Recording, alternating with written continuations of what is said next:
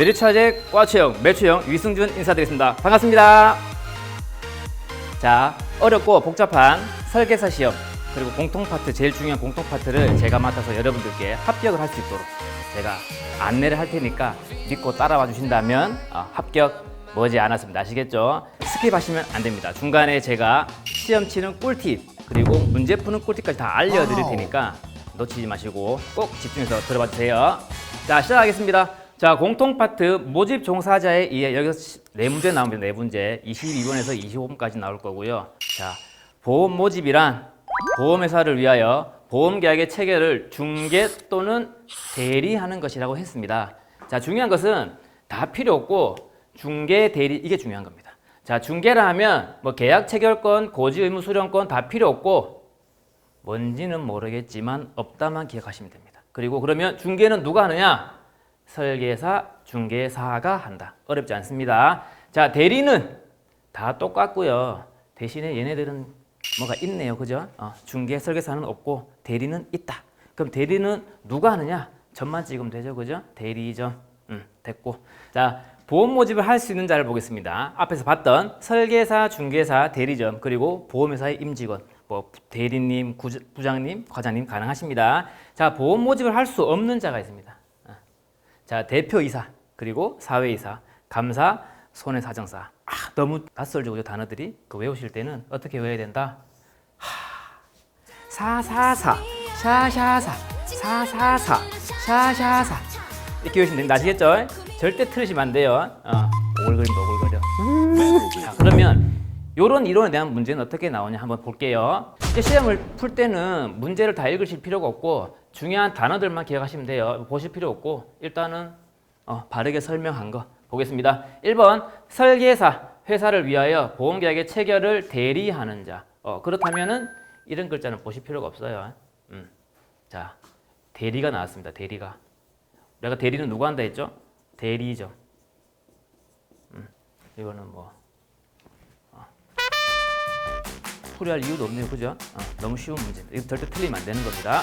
자, 그리고 다음에 자, 설계사 등록 요건이 있습니다. 여러분들 시험 치고 나시면 바로 설계사를 하실 수도 있지만 뭐 특별한 사유가 있어서 잘 못하겠다 지금은 그래도 시험 합격 후에 1년 이내는 언제든지 설계사를 하실 수가 있습니다. 그리고 내가 3년 안에 내가 한 1년 정도 보험에 관계된 일을 했었다라고 하면 시험 굳이 안 치시고도 설계사가 가능하십니다. 자, 설계사 등록 제한 사유를 보겠습니다. 요거 4개는 꼭 외우셔야 됩니다. 자, 피성년 후견인 또는 피한정 후견인. 무슨 내용인지 모르셔도 됩니다. 자, 그냥 올바른 판단을 잘 못하시는 분들 라고 생각하시면 되고요. 자, 파산자로서 복권되지 아니한 자. 자, 파산이 뭔지는 아실 겁니다. 그죠? 통장이 다 묶여 있단 말이에요. 그러면 회사가 월급을 주고 그럼 그분은 월급 못 쓰겠죠. 그죠? 혹은 계약이 잘못돼서 월급을 빼와야 되는데 못 뺀단 말이에요. 그죠? 그러다 보니까 파산자는 설계사를 할 수가 없다. 단 복권이 된다 하면 이거는 로또가 아니고요. 내 권리가 복구되면 설계사 할 수가 있다. 언제부터 가능하냐? 즉시. 이거 정말 중요한 겁니다. 실제 문제는 파산자로서 복권되고 3개월부터는 가능하다 이런 문제가 나오면 틀려버립니다. 왜? 언제부터 가능하다? 즉시 가능하다. 그리고 등록 취소 또는 벌금형을 선고받고 집행 종료 후 2년 미경 과자. 자, 여기서 말하는 벌금형이라는 것은 음주운전 벌금 이런 것들이 아니고 보험업법에 따른 그런 벌금형이고요. 자, 벌금형을 선고받거나 집행을 받고 나서 끝나고 2년이 안 지나면 설계사를 할 수가 없습니다. 그러면 2년 지나면 된다 안 된다? 가능하다. 자, 그리고 보험료 유용 3년 미경과자. 자, 어려운 단어는 아닙니다. 자, 보험료 유용이라는 것은 보험료를 가지고 장난치신 설계사분들. 예전에는 그런 게 많았습니다. 지금 어렵지만. 자, 이런 분들은 벌금형을 선고받은 애보다 너무 더 괘씸한 거예요. 그래서 어떻게 1년 추가. 그래서 너는 3년 동안은 설계사 할 수가 없다. 자, 그러면 3년 지나면 된다 안 된다? 된다. 자, 그리고 하나 더 알려드리면 자, 그러면 미성년자는 설계사가 가능할까요? 대부분 당연히 안 되지라고 하실 거예요. 그죠? 근데 실제로 등록 제한 사유 4가지 빼고는 다 가능하다고 보시면 되는 거예요.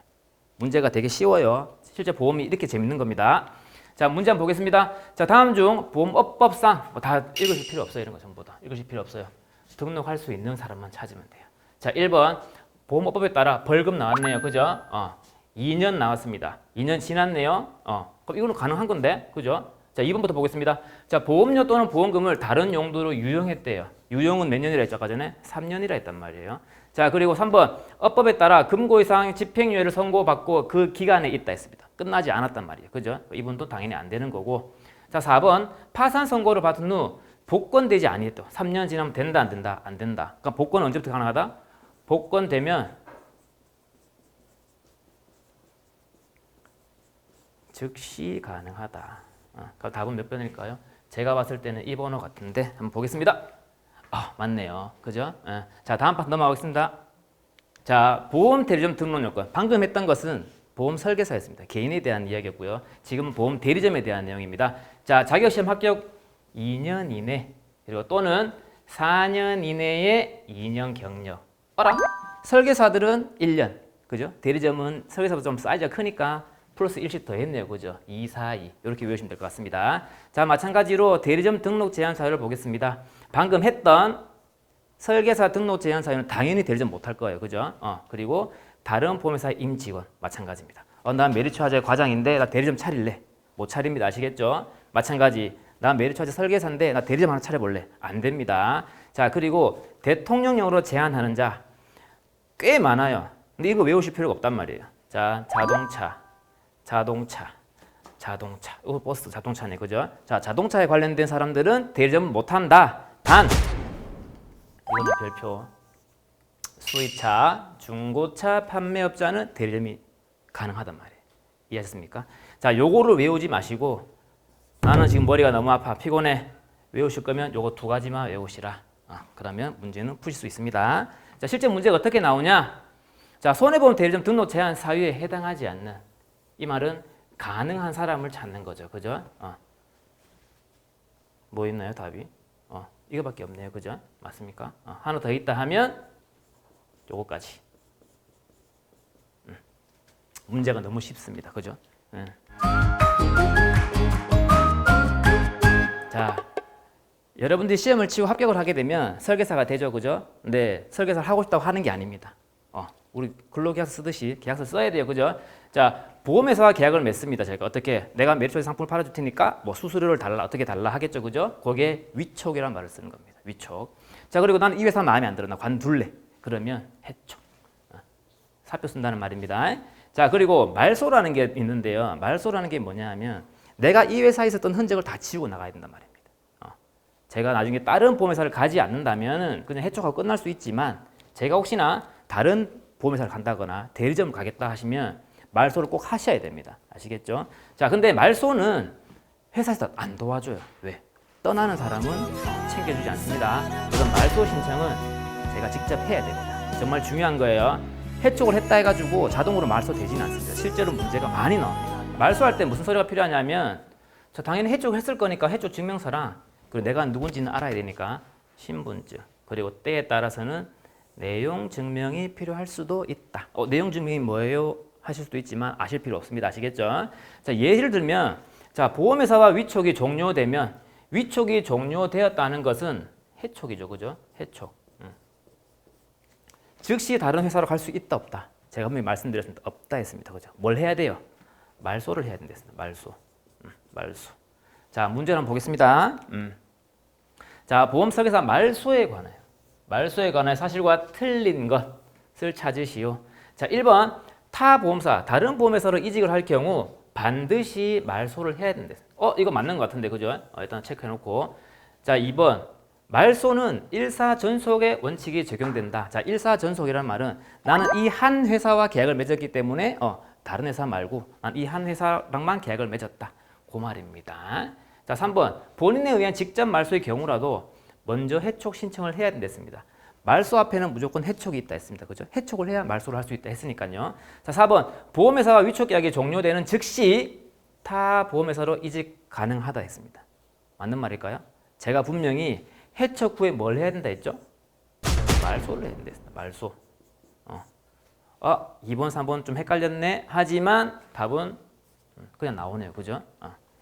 답 보겠습니다. 저랑 똑같네요. 그죠? 자, 다음. 자, 교차 모집 설계사라는 것이 있습니다. 자, 하나의 손해보험 그리고 하나의 생명보험 상품을 판매하는 설계사고요. 왜냐하면 제가 메리츠 설계사인데 고객께 자동차 보험 막 설명했는데 아니 나는 필요 없고 종신보험 가입하고 싶어. 근데 메리츠에서는 종신보험 팔 수가 없단 말이죠. 그렇다고 남한테 물려주기 너무 아까워요. 그죠? 그러다 보니까 내가 생명보험 시험을 하나 쳐가지고 생명보험도 팔 수 있게 하는 제도가 교차 모집 설계사입니다. 자, 한 번씩 문제가 나오는 것들은 이런 문제가 나와요. 교차 모집 설계사에게만 적용되는 금지 사항이 아닌 것은 이 문제는 엄청 어려운 거예요. 꼬고 꼬았습니다. 금지 사항이 아닌 것. 그리고 누구한테만? 교차 모집 설계사에게만. 머리가 너무 아파요. 그죠? 머리 쓰지 마세요. 정답은 이거 하나밖에 안 나옵니다. 그냥 외우셔야 됩니다. 자, 경유계약이라는 것은 이따가 설명을 드릴게요. 자, 문제는 어떻게 나오냐? 자, 교차 모집 설계사로 등록할 수 있는 긍정적인 문제예요. 그죠? 자, 다 다른 거 보실 필요 없어요. 대리점은 일단 건너뜁니다. 대리점 안 돼요. 자, 그럼 3번과 4번 중에 풀어야 되는데 제가 분명히 하나의 손해보험, 하나의 생명이라 했습니다. 그죠? 자, 손해, 얼라 여기 밑에는 생명, 손해. 답은 이거겠네요. 그죠? 확인해 보겠습니다. 맞네요. 문제가 너무 쉽습니다. 그죠? 자, 보험 모집 프로세스가 있습니다. 여러분들이 회사 출근하게 되면 막 일거리가 주어지진 않죠. 그죠? 그러다 보면 제가 친한 친구, 지인들에게 좀 연락을 해봐야겠죠. 그죠? 자, 일단은 휴대폰을 뒤져서 최근에 연락하던 혹은 좀 소식이 좀 필요한 친구들한테 연락을 해봅니다. 그러고 나서 커피 한 잔 마시자. 밥 한 끼 먹자. 만나겠죠. 그죠? 만나서 야, 보험왕에 가입해 라고 하면은 큰일 나죠. 그죠? 자, 여기서 중요한 겁니다. 자, 너 요즘 어떻게 지내니? 직장 생활은 어떠니? 결혼했니? 혹시 애들은? 그리고 뭐 아파트, 집, 뭐 대출금 이런 것도 이야기하겠죠. 그죠? 하다 보면 뭐 이런저런 내용이 다 나옵니다. 근데 들어다 보니 걱정은 돼. 혼자서 일을 하니까. 근데 내가 아파버리면 가정이 기우니까 보험의 필요성은 느낀 거예요. 그래? 나 사실은 보험 공부를 하고 있는데 내가 좀 봐줄게 라고 한단 말이에요. 봤더니 암이 1,000만 원밖에 없어요. 암 진단비. 야, 네 연봉이면은 이 돈이면은 조금 힘들겠는데? 근데 마침 우리 회사에 정말 좋은 상품이 나왔더라고. 그래서 가입을 권유합니다. 친구 봤을 때도 괜찮아 보여. 저렴하고 보장도 괜찮은 것 같아요. 그럼 당연히 계약을 체결할 거고요. 자, 여기서 끝나버리면 여러분들은 집에 가실 일이 머지 않았습니다. 왜? 우리 인맥은 한계가 있죠. 그죠? 그러다 보니까 친구 혹시 주변에 직장에 보험에 대한 좀 니즈가 있거나 보험료 때문에 걱정이 많은 친구들이 있다 하면 소개를 해준다면 내가 네 친구 얼굴에 먹칠하지 않을 정도로 컨설팅 잘해가지고 관리 좀 해줄게. 소개 좀 해줘. 그러고 나서 증권도 전달해줍니다. 네가 가입했는 증명서. 요거 순서는 바뀌어도 상관없습니다. 소개는 꼭 받으셔야 돼요. 말하기 부끄럽지만 하셔야 됩니다. 자, 실제 여기서 나오는 문제는 딱 2가지밖에 없습니다. 하나는 이겁니다.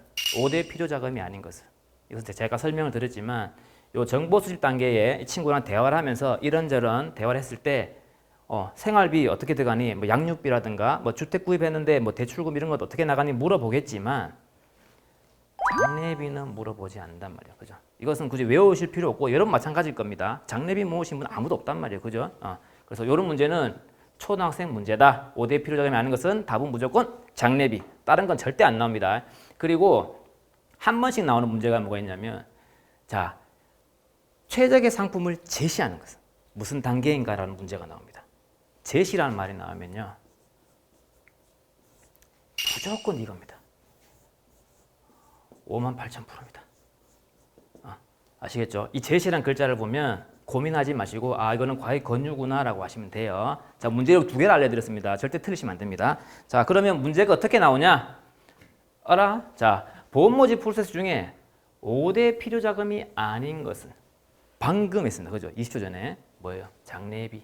이것도 설명할 이유가 없습니다. 자, 그리고 자, 우수진 설계사. 자, 여기서는 손해보험협회에서 인증을 하는 거고요. 뭔지는 모르겠지만 좀 우수한 설계사인 것 같아요. 그죠? 자, 보시면 자, 우수진 설계사 마크는 유효기간이 1년입니다. 1년. 1년밖에 못 써요. 내가 한번 우수진 설계사 됐다 해서 평생 가는 게 아닙니다. 1년만 쓸 수 있고요. 내가 우수하니까 수당을 좀 더 주겠지 생각하지만 수당 안 줍니다. 그리고 혹시나 저 마크 너무 이뻐. 나 한번 써봐야지. 인증 도용하게 되면 2년 동안 제가 일을 아무리 잘해도 신청이 안 됩니다. 중요한 것은 요겁니다. 실제 문제는 여기서밖에 안 나옵니다. 자, 선발 기준 누구를 뽑을 수 있냐? 당연히 우수인증 설계사니까 설계사를 뽑을 거고요. 그리고 전속 개인 대리점. 이거 정말 중요합니다. 함정이에요. 한 번씩 법인 대리점이라는 말이 나옵니다. 근데 여러분 아시다시피 우수인증 설계사이기 때문에 법인이 나오면 안 되는 거예요. 개인이 나와야 됩니다. 그리고 자, 같은 회사 3년을 다녀야 돼요. 그래야 이 친구가 일을 잘하는지 알 수 있단 말이에요. 그죠? 1년만 하고 나갈 수도 있으니까. 3년 동안 일하는 걸 봤을 때 이 사람이 받은 계약들이 유지가 잘 되는 거예요. 컨설팅이 잘 되니까 당연히 보험료 꼬박꼬박 잘 내겠죠. 그죠? 유지율이 괜찮아야 되고 당연히 일을 계속 하고 있으니 소득도 괜찮을 거란 말이죠. 그리고 정말 중요한 이거는 머릿속에 각인시켜야 됩니다.